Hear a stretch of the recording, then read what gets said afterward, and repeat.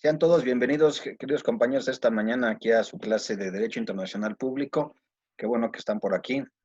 Les agradezco su presencia, como siempre, cada sábado, después de que se pasaron un fin de semana sin clases y espero que estén bien en la mayoría.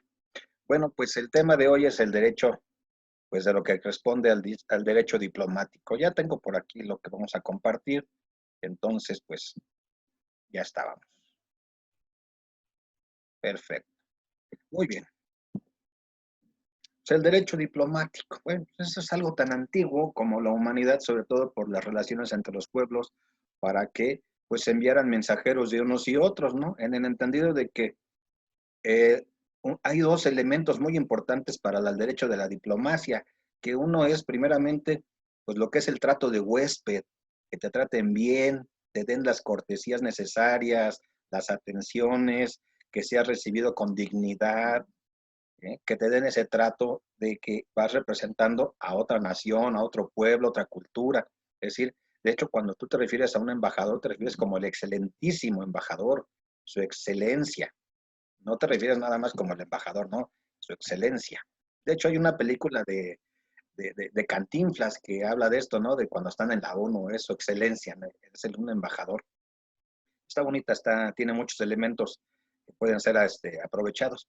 Y el otro elemento, pues dentro del derecho diplomático, pues lo vamos a tener con algo muy sencillo que se llama la inmunidad. Esa inmunidad que le deben de otorgar sobre al ser acusado, sometido a procesos penales. Estas consideraciones son importantes para el desarrollo del ejercicio de del derecho diplomático, de los diplomáticos, de todos aquellos que se dedican a este arte de resolver los conflictos mediante el uso de esos artificios que es el ser una persona que resuelve conflictos mediante la palabra, el acuerdo, el convencimiento, los buenos oficios. No nada más, pues soy el diplomático, pues sí, pero son gente con mucho tacto, con, con conocimientos, que conoce el teje y maneje de las relaciones humanas políticas. No cualquiera puede ser un diplomático, ¿eh? No es un asunto de alguien sin tacto y sin la capacidad de discernir el ambiente político en su momento. Eso es para gente de verdad con mucho talento. Seguimos aquí en la admisión. Bueno, pues vamos a empezar por acá. Empezamos con que, bueno, fue en la propia Sociedad de Naciones donde va a tener ya desde años antes, desde el siglo XIX se viene dando el derecho diplomático, pero el tema se va a incluir en la ONU en el 54, ¿no? Sus trabajos van a empezar y va a derivar esto hasta la que sería la conferencia de Viena para discutir estos proyectos. Estos proyectos pueden tardar 5 o 6 años. Ya se va a aprobar y a discutir y para el 8 de abril del 61, que México participó en esta conferencia y depositó el instrumento de la ratificación hasta el 65, es decir, sobre todo de este convenio sobre las relaciones diplomáticas de Viena. Esto es lo que vamos a tener. ¿Y cómo lo vamos a determinar el derecho diplomático? Bueno, pues es un conjunto de normas jurídicas destinadas a regular las relaciones que se crean entre diferentes órganos de los sujetos de derecho internacional encargados de manera permanente o temporal de las relaciones exteriores de tales sujetos. Esto es básicamente la definición. No va a ser motivo de pregunta de examen, pero es bueno saberla. Posteriormente, el intercambio diplomático de las inmunidades es lo que decía. Parte del derecho diplomático no solo es el trato de huésped, es la inmunidad que tú debes de tener, sobre todo si eres un agente diplomático. Ese artículo 2 de la Convención de Viena sobre estas relaciones diplomáticas, bueno, va a referirnos a dos figuras distintas. Primero, el establecimiento de relaciones diplomáticas y el envío de las misiones diplomáticas. Y esto es por el mutuo consentimiento, por la aprobación que nos damos, la reciprocidad, ¿sí? Por estas relaciones. Si no hay mutuo consentimiento, si no hay la aceptación tácita y explícita de que, de acuerdo, vamos a tener yo una embajada, yo una, no se pueden hacer. Están subordinadas a este elemento que es el mutuo consentimiento y sobre todo el envío de las misiones diplomáticas permanentes que deben estar ahí. Y entonces, bueno, ¿cómo vamos a definir las misiones diplomáticas? Como como estos órganos permanentes de representación de un Estado ante otro, para realizar una serie de funciones que se conocen globalmente como relaciones diplomáticas. Así pues, las misiones diplomáticas son los órganos del Estado que tienen a su cargo la conducción ordinaria de la diplomacia. Nosotros tenemos misiones diplomáticas incluso en organismos internacionales. Todos debemos de tener una misión diplomática.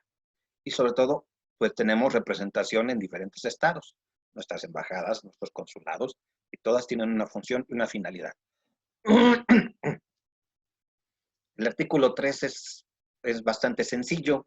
Dice las funciones de una misión, bueno, representar al Estado acreditante ante un Estado receptor. Nosotros los mexicanos somos el Estado receptor, vienen de otros países y entonces nos van a mandar sus representaciones diplomáticas. ¿Cuáles son sus funciones? Proteger de sus intereses, ¿sí? De los intereses del acreditante y de los de sus nacionales, dentro de los límites permitidos por el derecho internacional. Es decir, si viene un embajador de Francia, pues obvio está, acuérdense qué vino a hacer el embajador de Francia cuando el problema de Florence Cassés, que por cierto espero que estén al tanto, el tema sigue siendo un tema de actualidad, no de hace 16 años. Y nada más porque no tenemos tiempo, sino luego lo veríamos en una clase aparte. Pero el embajador vino a proteger los intereses. O lo mismo, cuando hay mexicanos que son sometidos a procesos penales en Estados Unidos, pues son nuestros cónsules y nuestro embajador el que está atento de sus derechos y de toda la protección de estos nacionales. Negociar con el gobierno del Estado receptor, enterarse por todos los medios lícitos de las condiciones y la evolución de los acontecimientos y fomentar las relaciones amistosas. Esto de negociar, enterarse por todos los medios lícitos, bueno, suena espionaje, ¿no?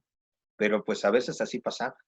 Ahí andaban de chismosos unos y otros, porque pues es el intercambio de relaciones culturales y de información. Bueno, hay algo bien importante que es la inviolabilidad de los locales de la misión, prohibiendo que los agentes de los estados receptores penetren sin consentimiento del jefe de la misión. Ustedes estarán de acuerdo que hubo un caso de Julian Assange, espero que lo recuerden porque es un caso muy trascendental. Julian Assange fue el de Wikileaks, el que dio a conocer todas esas informaciones secretas del gobierno de Estados Unidos. Y entonces, pues en represalia, pues le fincaron ahí unos delitos ahí malévolos de que había hecho cosas terribles y nosotros querían procesar. En realidad lo querían procesar por la información que reveló. De entrada, cuando era el presidente de Ecuador, Rafael Correa, lo que hizo fue darle asilo diplomático. Y entonces asiló en la embajada de Ecuador mucho tiempo sin que pudiera entrar por él. Luego ya hubo cambio de gobierno, el nuevo gobierno dijo que sí podían entrar y entraron por él. Entonces, pero bueno, mientras que estás en una embajada, tienes asilo y hay inmunidades. No puede violarse una embajada. Además, los estados están obligados a que no pueden ser objeto de registro, de embargos, medidas de ejecución, son extensiones territoriales del otro estado. De hecho, cuando tú entras a una embajada de otro país, estás literalmente entrando en su territorio.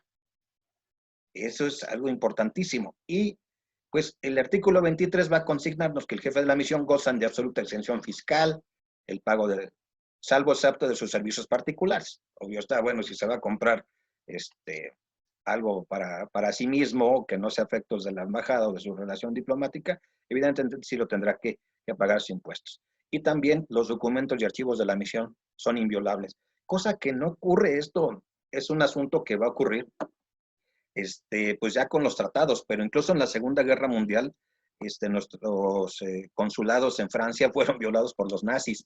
Don Gilberto Bosques estaba haciendo nuestro cónsul y llegaron los nazis a nuestro consulado y se lo llevaron. Se llevaron nuestro dinero, se llevaron nuestras comunicaciones oficiales y se llevaron a don Gilberto y a toda la legación mexicana de prisioneros a Bad Godesberg, Alemania. Ahí los tuvieron un rato, luego nosotros agarramos unos alemanes y los intercambiamos por ellos. Pero eso es lo que pasa. Ya en la guerra no se respeta mucho.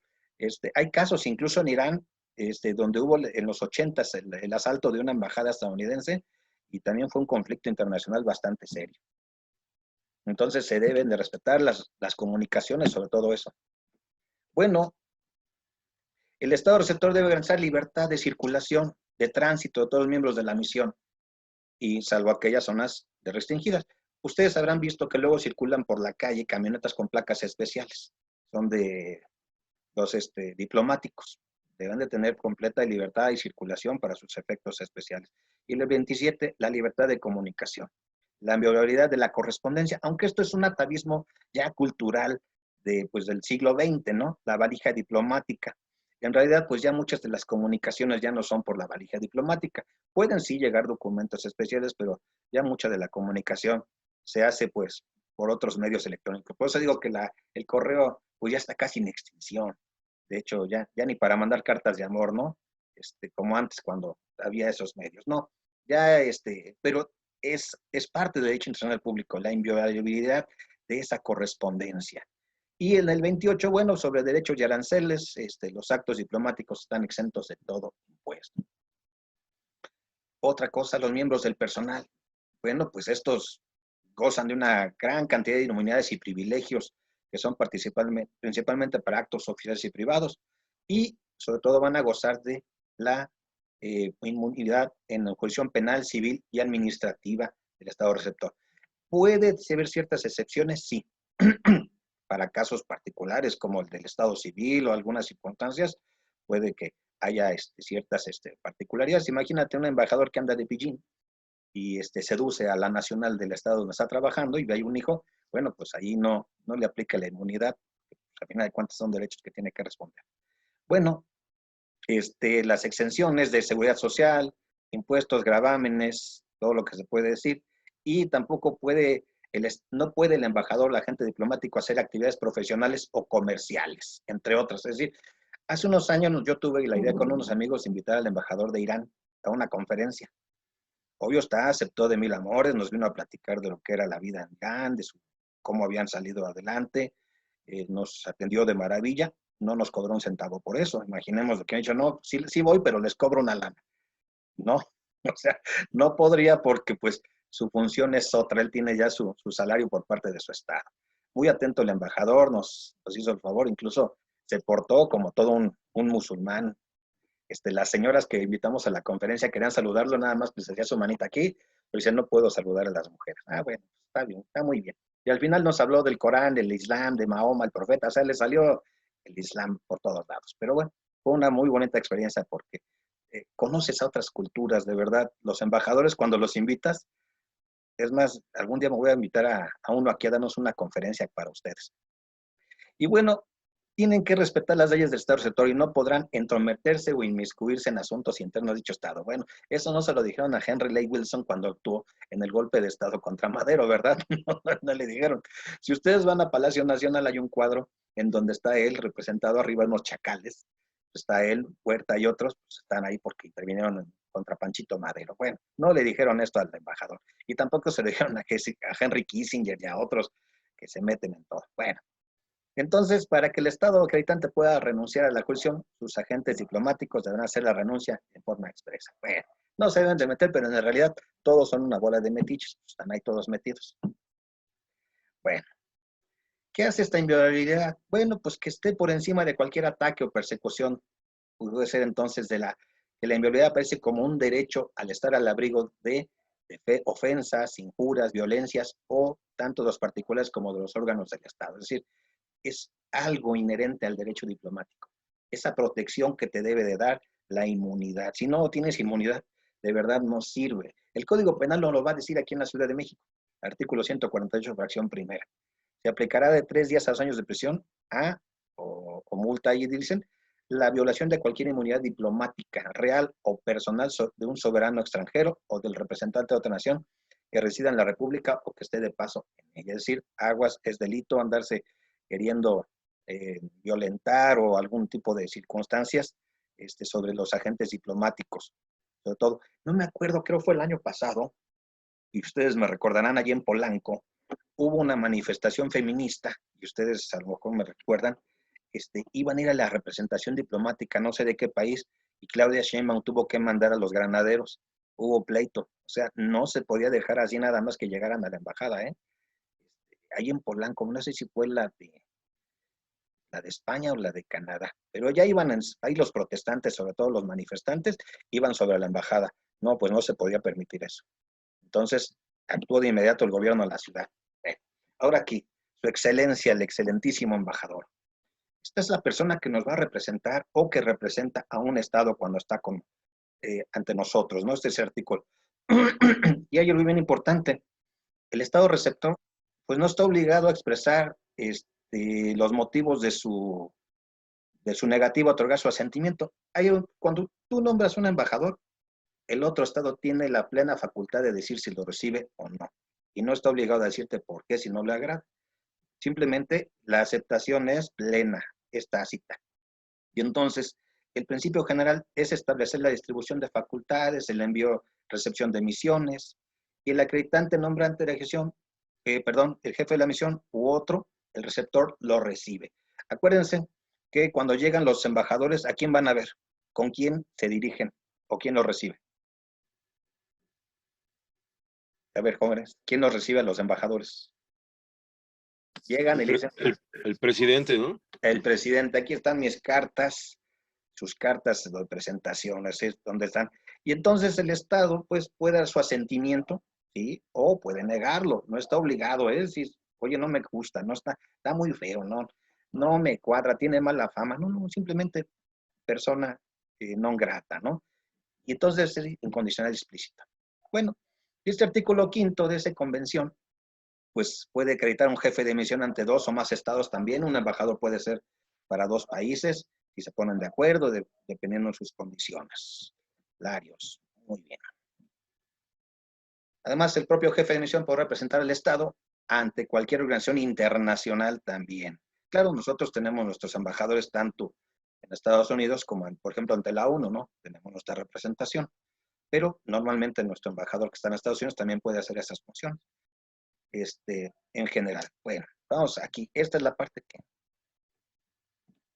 Ahí está. Miren nomás qué chulada. Este es el embajador que mejor me ha caído en muchísimos años en la ciudad, en México. Se iba a comprar su mandado, ¿saben a dónde? Al mercado de Jamaica. Y yo creo que en Twitter es el de los más seguidos. Si ustedes buscan a Twitter a Christopher Lando, es un tipazo. Es más, cuando se despidió, bueno, le deseamos lo mejor. Christopher Landau hizo una gran aportación. Yo creo que si algo le deberíamos agradecer a Donald Trump, así en materia diplomática, es que nos mandó a un gran embajador de Estados Unidos. Hacía mucho que no teníamos uno así. Muy bueno, recorrió todo el país, iba a visitar comunidades, gobiernos, a promover inversiones. De verdad, si lo siguen en Twitter, es un tipazo. Y fanático del agua de Topo Chico. Entonces ahí no sé por qué le gusta tanto, y de los mangos, pero bueno, yo era su seguidor en el Twitter ahí de Christopher Lando. Y otra de las cosas que vamos a tener aquí, históricas, la diplomacia, los embajadores. Pues los embajadores también a veces juegan consigo mismo y con su persona. Este que tienen ustedes enfrente, queridos jóvenes, se llama Gonzalo Martínez Corbalán. Yo sí les quiero decir algo. Si no tienen la menor idea de lo que fue el golpe de Estado en Chile, háganlo. Revisen historia. Léanlo, porque el golpe de Estado de Chile es determinante en la historia de América Latina. Hacia 1970 va a ganar la elección presidencial, quien ya la había intentado 3 veces, el ilustre y respetable y venerable hermano Salvador Allende, médico, un hombre excepcional, pero va a enfrentarse a las fuerzas opositoras pues, del régimen del imperio. Y Henry Kissinger, que era a la vez el secretario de Estado de Estados Unidos, pues no les gustaba lo que estaba haciendo el experimento socialista que estaba tratando de hacer Salvador Allende. Chile era un país con enormes desigualdades sociales, brutales, ¿no? de hambre, de miseria, de todo. Y entonces trata de hacer ese experimento, pero no lo van a poder hacer porque pues se le van a sublevar los militares. Acuérdense que hay un 11 de septiembre antes que el 11 de septiembre de 2001, que es el del 1973, cuando las fuerzas chilenas comandadas por Pinochet y otros van a alzarse en armas en contra del gobierno legítimo, apoyados obviamente por los Estados Unidos, y está reconocido.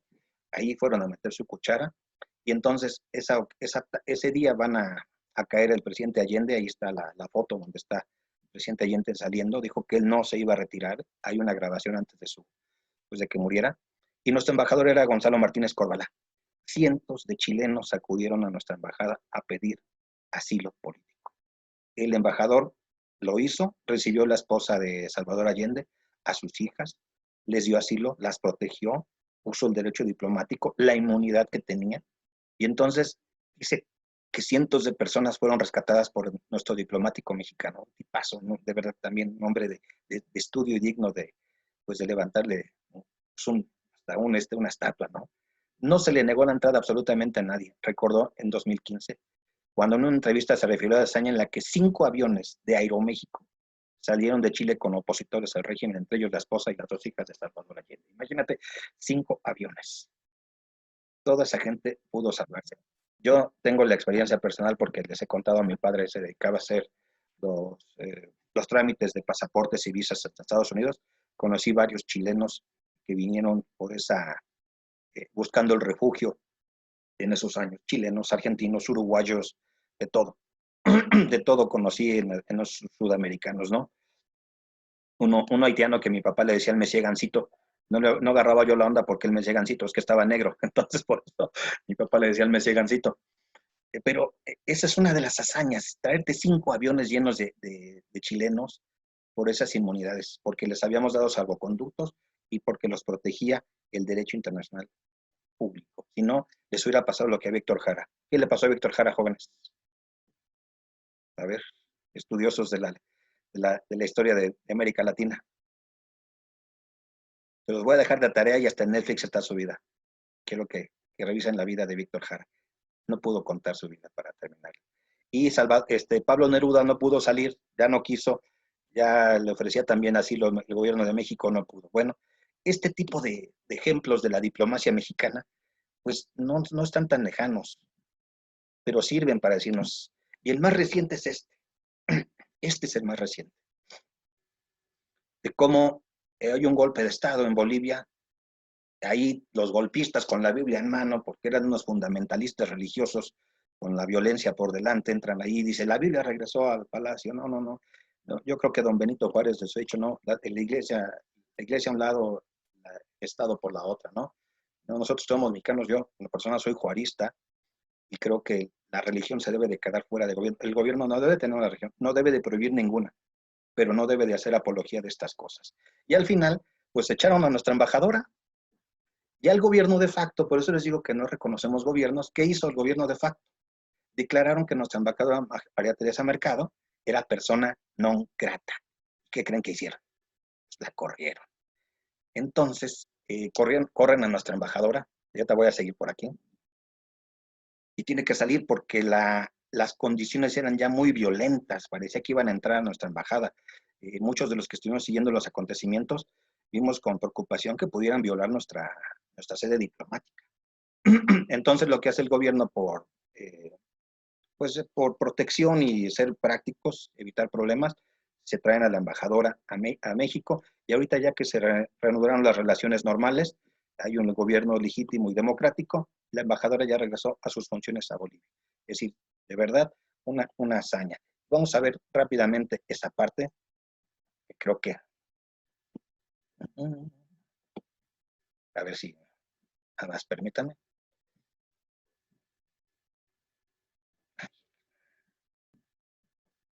Aquí está. Nada más déjenme si ya terminó mi video para guardarlo. No, me faltan 81%.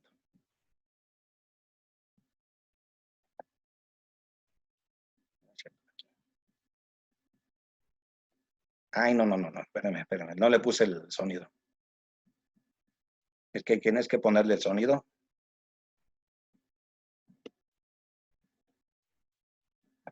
Ahí está.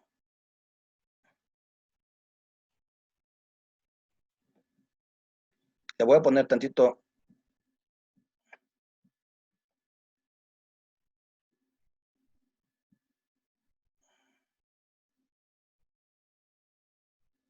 A ver, espérenme tantito. Voy a ponerle, dejar de gracias. Hasta ahí la grabación. Pueden verlo ustedes. De verdad, lo recomiendo muy ampliamente como cultura en general. Un abogado debe tener mucha cultura. Y esto es evidente, muchachos, cuando tú ves que lo primero que asaltaron fue la embajada venezolana, donde respetaron el derecho que estamos viendo sobre las convenciones. La nuestra no la tocaron, y dijo el presidente, aunque está más adelante, ni Pinochet se atrevió a asaltar nuestra embajada. pero esto sí, ya estaban a punto, estaba rodeada la embajada llena de policías, gente, drones, o sea, nos tenían asediados. No, no les importaba mucho. Y como dijo la senadora Citlali Hernández, esto de las organizaciones internacionales, la OEA tiene mucho que explicar. El gobierno mexicano ha dicho que no estuvo bien su actuación. La OEA se presentó como lo que siempre dijimos cuando yo era estudiante del CCH, yo era un rojito de esos de marca, era el Ministerio de Colonias. Luis Almagro, de veras, es un ente que no debería de estar ahí presente. Pero bueno, esta es la realidad de algo que pasó hace unos años. O sea, no respetaron ni las convenciones internacionales. Pero bueno, yo creo que ni las conocían. Ese es a veces el problema. Déjenme. A ver, nada más. Ah, no, todavía no. Estoy viendo si acabó mi grabación. Regresamos aquí. Bueno, vamos a tener reglamentación internacional. ¿Qué va a reglamentar el derecho diplomático? Pues el primero, ¿no? La Convención de Viena sobre Relaciones Diplomáticas. ¿Sí me están viendo?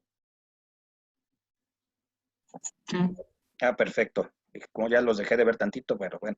Entonces, el protocolo adicional de la Convención de Viena sobre Relaciones Diplomáticas desde el 61, un protocolo adicional sobre convenciones de Viena sobre relaciones diplomáticas de jurisdicción obligatoria, el Convenio de Nueva York, la Convención de Viena sobre el derecho a los tratados, acuérdense, el Tratado de los Tratados, el que nos va a decir cómo deben de ser estos tratados, y la Convención de Viena sobre representación de estados en sus relaciones con las organizaciones internacionales. Por esto es importante, te volvemos. Este es el marco regulatorio de los convenios y el derecho diplomático, pero sobre todo la inmunidad. Los diplomáticos no pueden ser violentados, tocados, su correspondencia, nuestras embajadas, porque es un principio de extraterritorialidad. Toda embajada, incluso nuestros aviones, por ejemplo, cuando fue el avión a recoger a Evo, los soldados querían subirse a nuestro avión. También los aviones de la Fuerza Aérea que tienen bandera mexicana son parte del territorio nacional. Entonces, esa fue una de las, también del derecho internacional. Digo, a don Gilberto Bosques no le favoreció mucho decirle eso a los nazis tampoco, se lo llevaron, pero pues ahí lo tuvieron un rato y hasta que nos lo regresaron. Sigue sin. Es que estoy vigilando que mi grabación ya quede lista. Bueno, seguimos aquí en la. Muy bien. La nacional, bueno, pues, esta no está tan difícil. Constitución Política de los Estados Unidos Mexicanos, artículo 89, que nos va a referir a las facultades y obligaciones del presidente. ¿Quién va a renovar y mover nuestros embajadores? El presidente. Fracciones 1 y 2, y esto, y el 76 va a referir a las facultades exclusivas del Senado, ratificar el nombramiento de los embajadores en su fracción tercera. Y la ley del Servicio Exterior Mexicano, que es desde los 94, va a dar las muestras de los requisitos para cumplir las categorías de agente diplomático, consular, en funciones y sus organizaciones. También quiero decirles que políticamente se usó mucho. A veces cuando te querías deshacer de un político que estaba dando problemas, pues ¿qué es lo que hacían muchos presidentes? Pues le daban la embajada a algún amigo político para decirle, mira, pues ya vete de diplomático. Había uno en los años 30 que era muy amigo del presidente Cárdenas, pero que ocasionaba problemas. Tomás Garrido, gobernador ¿cómo se llama?, de Tabasco, traía sus camisas rojas al estilo Mussolini, y andaban quemando iglesias y cerrando templos, quemando santos. Y entonces lo que hizo el general Cárdenas para quitárselo de encima un rato, pues fue mandarlo a un ratito allá, lo mandó de embajador creo, a Costa Rica o algo así, decía, con el objeto de, mira ya, vete para allá. Era un castigo que se daba a veces o un premio político, ¿no? Todavía muchos políticos los mandan llamar de diplomáticos o de agregados consulares para sacarlos de la jugada política, pero en realidad no debe ser un asunto de carrera. Pero bueno, a veces nuestros políticos no son diplomáticos de carrera.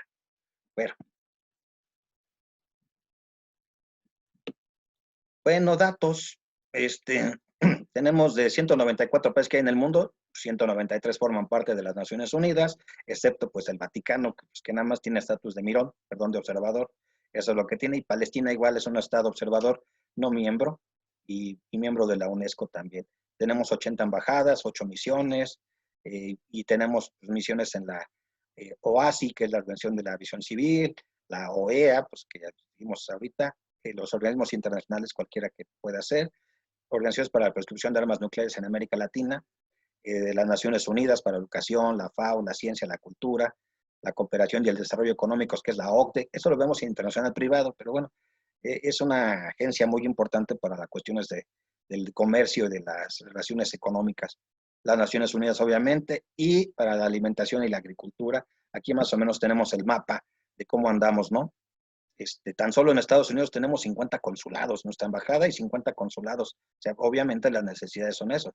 Pero si se dan cuenta, pues en Rusia no tenemos nuestra embajadita, en Europa tenemos bien, en España, pues obviamente, en Australia tenemos alguna, en Asia tenemos representaciones, en África, pues en países muy contados, ¿no? No tenemos en todas las áreas de África, sino donde se puede necesitar. Bien, hasta aquí alguna pregunta, muchachos. Bien, una pregunta por aquí, todo tranquilo. Bueno, entonces, este derecho diplomático, pues es realmente ahorita, y es un poquito distinto al consular. A veces hay países que no tienen relaciones diplomáticas, pero sí necesitan por lo menos una relación consular. Esa es la base de la diferencia. Yo les contaba que cuando era niño, mi padre se dedicaba a este tipo de actividades, y entonces como no teníamos relaciones con Chile, del todo, este, él ayudaba a que sacaran sus visas para ir a Chile a ciertas personas. Pero ¿cómo lo íbamos a hacer? Ah, bueno, entonces íbamos a la embajada de Brasil y los brasileños que sí tenían relación con ellos, o viceversa, cuando los chilenos querían algo, iban con los brasileños y nos venían a decir. Entonces hacíamos los trámites. Y dice mi papá, oye, ¿y por qué no podemos hacer las cosas directo con ellos? ¿No? Yo era su acompañante. Dice, es que no tenemos relaciones con ellos, relaciones diplomáticas. Entonces fue hasta 1990 que se van a reanudar, ya cuando regresa la democracia con Patricio Aylwin y las elecciones, ¿no? Pero mi padre me enseñaba esas cosas de que era práctico el asunto, pero sí teníamos una representación de negocios. Incluso en los Estados Unidos, por muchos años, no tuvieron embajada en Cuba, ni los cubanos en Estados Unidos, pero tenían su oficina de negocios, como los consulados. Entonces, esta va a ser la práctica, la diferencia, por decirlo así. Regresamos aquí a la pantalla, a nuestra presentación. Y entonces este derecho diplomático, más bien de relaciones consulares, es una relación que puede existir aún sin las relaciones diplomáticas, por lo que les decía. A veces no tenemos una misión diplomática tan seria, pero se va a derivar de tratados también y más son funciones de comercio, navegación marítima y ejercicio de profesiones. Entonces, por eso los Estados Unidos tienen una oficina de negocios, que es como su consulado, ahí en Cuba, y nosotros igual tuvimos en su tiempo, ¿no? En algunos países, por ejemplo, con la España franquista, no tuvimos relaciones por muchos años, nunca reconocimos el gobierno, aunque de facto pues estaban ahí, ¿no? Pero bien que les gustaba el rock and roll que les mandábamos de México para allá. Muy bien. El intercambio de consulares, igual vamos a tener ciertas funciones a cabo por oficinas consulares. Estas funciones son fomentar la amistad, la cooperación económica, cultura, comercial, informar a los interesados sobre la situación local de los sectores antes mencionados. En su artículo 2 tiene su propio convención sobre relaciones consulares, ¿no? Igual, se va a dar por el mutuo consentimiento que se da para establecimiento de relaciones diplomáticas, salvo indicación en contrario. El consentimiento para establecimiento de relaciones consulares, tanto en la diplomática como consulares, va de por medio el consentimiento. Y entonces, bueno, no entraña ipso facto que haya relaciones diplomáticas, no. Tienen que darse a través de, de funciones, del entendimiento mutuo, de la reciprocidad, del derecho interno. Y como dije, son más de comercio, de navegación marítima y ejercicio de profesiones. Y bueno, puede el Estado receptor de forma permanente, bueno, pues dar alguna regulación de algunas referidas relaciones y sobre todo la reciprocidad. En su artículo 28, pues va a decirnos sobre las facilidades, privilegios, inmunidades. El 29, la inmovilidad de los locales igual, consulares, la exención fiscal. Cuando el presidente Manuel Azaña, se los he comentado, muere en un pueblo de Midi, en Francia, murió en el consulado mexicano.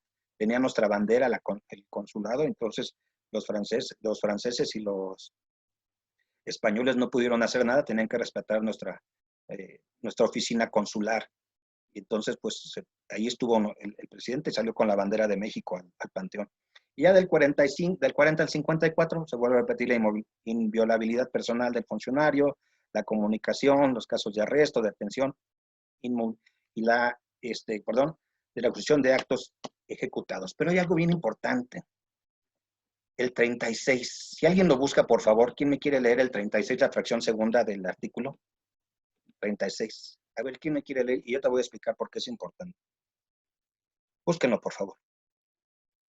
Por eso les digo que escuchen las conferencias a veces. El día jueves, o fue el miércoles, el presidente habló sobre el asunto de Florence Cassés y le dio oportunidad del tiempo a la exministra Olga Sánchez Cordero. Dio una cátedra jurídica sobre el asunto de Florence Cassés, de por qué se le otorgó el amparo y pudo salir. Si lo pueden leer, o más bien ver, escúchenlo. Van a entender mucho jurídicamente del asunto. ¿Qué tiene el 36, fracción 2 de la convención? Ahora sí que necesito que alguien lo lea, para que yo no sea eso.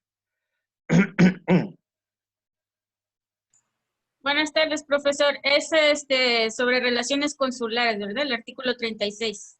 Ajá. ¿Qué te dice? Sí, permítame. La fracción 2. Fracción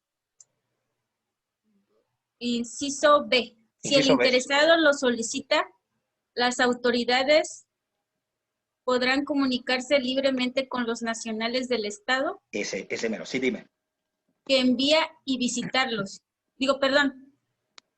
Las autoridades competentes del Estado receptor deberán informar sin retraso alguno a la oficina consular competente en ese Estado cuando en su circunscripción un nacional del Estado que envía sea arrestado de cualquier forma, detenido o puesto en prisión preventiva. Cualquier comunicación dirigida a la oficina consular por la persona arrestada, detenida o puesta en prisión preventiva será asimismo transmitida sin demora por dichas autoridades, las cuales habrán de informar sin dilación a la persona interesada acerca de los derechos que se le reconocen en este apartado. Gracias, Verónica. Cuando la ministra Olga Sánchez Cordero, ahora secretaria de Gobernación, es una eminencia en el derecho, se para a hablar sobre el asunto de Cassés. Dice primero, la agarraron un día antes, no la pusieron a disposición inmediata del Ministerio Público, la trajeron paseando y para acabarla no le informaron a su embajada o al consulado de su detención, le informaron 36 horas después. ¿Violaron o no la convención? Claro que la violaron. Y luego decían unos ministros, no, pues que se reponga el procedimiento. Entonces dice la ministra, ¿en qué momento lo vamos a reponer el procedimiento? Es decir, sí, es uno de los temas candentes ahorita, pero basados también, jóvenes, en esto del derecho diplomático y consular. A Cassés, si no debieron de haberla, si era secuestradora o no, era ponerla inmediato a disposición de las autoridades, su obligación de respetarle su derecho de comunicación con su cónsul, con su embajada, y no violar los tratados. En realidad, la conferencia no trató de desprestigiar a periodista alguno, pues eso ya está desprestigiado. Se trató de evidenciar cómo el poder político violó las convenciones, violaron la Constitución, violaron los tratados internacionales. Eso fue determinante para que se le otorgara el amparo y protección a Cassés, y también los franceses lo decían, violaron el debido proceso. Y si tú escuchas a Cassés, ayer la estuve escuchando con esta Carmen Aristegui en unas entrevistas, pues evidentemente lo que te está narrando sí tiene cierta lógica, ¿no? Entonces, hubo una violación al tratado, a la convención, a todas luces, no se cumplió con este precepto. Entonces, por eso, yo creo que a lo mejor ya esta parte no la vio la doctora Mancilla cuando habla en su libro de que debió de haberse quedado por delincuencia organizada, a lo mejor era cuestión de platicarlo, pero son esas condiciones, muchachos. Bueno, por eso les digo, vean de vez en cuando, chéquense la conferencia. Entonces, bueno. También menciona el caso Avena, que es por el mismo, por la misma fracción, sí, acerca de los condenados a muerte de mexicanos, claro, que no se le informó. Si no se les dio la protección consular, entonces quedaron sin protección. Ve qué tan importante. El caso Avena es fundamental. Nacionales de nosotros sin protección, cualquier nacional que se quede sin protección de su consulado puede básicamente acudir a esta figura y pedir el amparo, sobre todo la protección. Y esto llegó incluso a la Corte Internacional de Justicia. Los gringos no querían. ¿Qué decían los gringos? Estaban bien sus leyes, que por ahí una intromisión. Sí se tuvo que ir hasta la Corte Internacional. Fue un caso. Este es bien delicado este detalle de la representación consular. Inmediatamente que un extranjero es detenido, lo primero que debe de hacerse es llamar a su consulado. Si no lo estás llamando, estás violando la convención, los tratados internacionales y el derecho de la persona. Básico. Ese es así de primaria, pero hay ministerios públicos que se fueron a las escuelas, híjole, no voy a dar nombres, pero a escuelas que no les enseñaron el derecho. Gracias por esa, Verónica, por esa aportación. Profesor, una duda. Lo que pasa es que dice, si el interesado lo solicita, o sea, ahí entiendo que es solamente si el preso... Puede o no darlo, pero de entrada, yo, siendo MP o autoridad, lo hago de todas maneras. Ah, perfecto, gracias. Yo lo haría, si yo fuera el MP. Porque si no va a decir al rato, es que no me avisaron. En las embajadas o en los consulados hay personal de 24 horas, siempre dispuestos a recibir llamadas. Eso es parte del servicio que deben de dar. Siempre. No puede decir es que estos días festivos, no. Deben de estar ahí al pendiente. Y yo lo haría, incluso hasta por protocolo. Aquí sale. Porque, oiga, profe, una pregunta. Mande. Sí, referente al caso de Florence Cassés, por ahí se dice que ella está pidiendo incluso que al gobierno de México que le reparen sus daños que le hicieron el gobierno de México por la detención, ¿no? Algo así quería, pero no ha promovido nada. La situación por ahí, sé que hace poco salieron algunas de las víctimas de este secuestro, incluso un niño, un chavo de 22 años que fue secuestrado, y él dice que sí existió el secuestro. Sí, sí, es que está también la otra parte, hay una imputación directa. Y están los dos bandos, los que dicen que no, y el bando que dice que sí.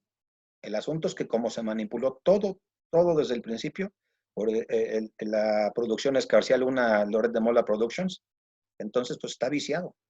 ¿Cómo vas a sí, es que fue el llamado montaje, ¿no? Todo. Y ya se desmintió Loret, que él dijo que no sabía, no es cierto, sí sabía. Laura Barranco, su productora, y la que están, sí dijeron, sí sabía, le dijimos, y se le dijo, para allá, y dijo Loret, no, esto está bien, está picudo. Entonces, están las dos versiones, la imputación directa de los secuestrados y la de los que dicen que no. Ahora, profesor, sí, dime, Juan Gabriel. También hay otros supuestamente expertos en derecho que dicen que como ya salió Florence Cassés, también tendría que salir Vallarta, pero creo que es muy importante lo que usted nos dice porque a ella le violaron derechos internacionales. Entonces Sí. Son situaciones diferentes, ¿no? Mira, con lo de Vallarta, nos dijeron, si le aplicó a Florence, ¿por qué sigue ahí Vallarta, no? Nada más que dijo la ministra, porque ella en su caso tenía todavía 2 averiguaciones o carpetas pendientes, y su familia dijo que no era cierto, que es un caso que tengo que esta semana ponerme a investigar, por eso decían que no salía Israel. Y luego la otra, lleva 16 años sin una sentencia. ¿Dónde está la justicia pronta y expedita? Ni siquiera para defenderse. Es más, Israel puede votar ahorita en la cárcel, puede ejercer su derecho al voto, porque no ha sido condenado. Imagínate, ¿cómo me vas a quitar mi derecho al voto? Pero bueno, son las utopías de nuestro derecho. Está para analizarse, nada más que como no es derecho penal, pues, ¿para qué nos metemos? Ni yo soy penalista, ¿no? Bueno, les digo que para mis amigos que son penalistas hay que tener mucho hígado para estar ahí con ellos. Bueno, se nos va a hacer tarde. El artículo 5º nada más, que es el que me interesa, va a darnos las funciones consulares, que son bien importantes. Las funciones consulares, ahí está. La primera es extender pasaportes, documentos de viaje, legalización de firmas, visado de documentos, traducciones oficiales, expedición de certificados, tramitación de inscripción en el censo electoral de residentes en el extranjero, que pueden hacerlo, actuar en calidad de notario en el funcionario del registro civil o de similares. Yo, por ejemplo, hace poquito tengo una clienta que quiere escriturar una casita aquí para su hijo, pero el hijo vive en Barcelona, España, y necesitamos un poder notarial. Así que fue al nuestro consulado en Barcelona, pidió el poder notarial y me lo mandaron a mi nombre, así que ya no tuvo que venir este joven hasta México, usando nuestros servicios de consulado. De carácter registral, como dije, notarial, matrimonial, cooperación judicial. Esto es bien importante de cooperación judicial. Si tú tienes una demanda, por ejemplo, de divorcio aquí en México y la otra persona está en un país donde tenemos estos servicios consulares, no debes de recurrir a la cooperación procesal internacional, es decir, a otro juzgado de ese estado, sino que le pides al juez que a través de Relaciones Exteriores mande el oficio comisorio al cónsul y vaya y le diga, tienes una demanda, lo emplace y todo, y eso es completamente legal, parte de lo que puedan hacer los consulados. Comunicar decisiones judiciales, extrajudiciales, diligenciar comisiones rogatorias. Obvio está, esto cuesta una lana porque si tiene su costo, dices, mira, me queda tanto lejos, voy a tener que estar en gasolina, pero son detalles. De navegación, bueno, sobre todo de ver nuestras embarcaciones que andan por el mundo, pues cuidarlas. Su reglamentación, pues la Convención de Viena sobre relaciones consulares, protocolo facultativo, la Convención de Viena sobre relaciones consulares, la adquisición de la nacionalidad, que realmente la nacionalidad es un atributo de la personalidad, pero es una decisión de cada estado. Cada estado dice quiénes son sus nacionales. La Convención de Viena sobre relaciones consulares, sobre la jurisdicción obligatoria para solución de controversias también, y sobre la representación de estados en sus relaciones con las organizaciones internacionales de carácter universal. La nacional, bueno, igual, fracción 89, fracciones 2 y 3, son facultades del presidente nombrar y remover a los cónsules generales. El 76, el Senado los tiene que ratificar, y vamos a tener nuestra ley del Servicio Exterior Mexicano, expresa los requisitos para ser embajador, cónsul y las funciones que debemos de tener. Wow, sí nos dio tiempo, ya, decía yo que sí nos iba a dar tiempo. Entonces, esto es bastante, si ustedes lo ven, el servicio exterior tiene muchos necesidades que atender. Por ejemplo, los 50 consulados de México, imaginen el trabajo que tienen, todo lo que tienen que hacer. Entonces, no imaginemos la carga tan grande que 50 consulados de atender a 30 millones de mexicanos viviendo en los Estados Unidos, casi 35. Imaginemos todas sus cargas de trabajo, pero bueno, para eso están, para atender a nuestros nacionales y proteger sus derechos, como en el caso Avena y otros, que pues bueno, pueden caer en alguna desgracia nuestros connacionales, ya sea por hechos de la autoridad o porque realmente cometieron delitos, pero requieren la protección en donde quiera que estén, no importa si son inocentes o culpables. Es obligación del Estado proporcionarles atención, acompañamiento, protección, asesoría, todo lo que sea al alcance. Había unos connacionales que se fueron a un país asiático, llevaban droga, y allá la pena es de muerte. Tuvo que intervenir la Cancillería para que les conmutaran la pena por años de prisión, porque si se los iban a echar. Pero pues tuvo que intervenir, aunque eran culpables. Pues ni modo, ¿para qué andan llevando droga a países donde la pena es de muerte?